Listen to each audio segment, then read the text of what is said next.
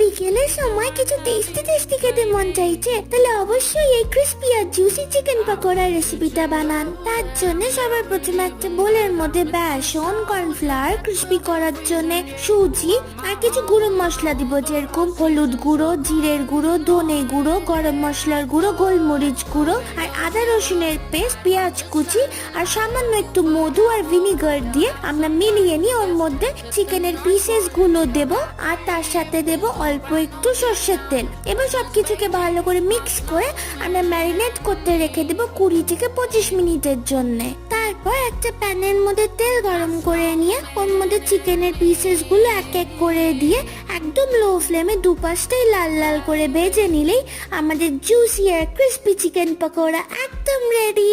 একবার বাড়িতে বানান, কারাকারি লেগে যাবে সবার মধ্যে।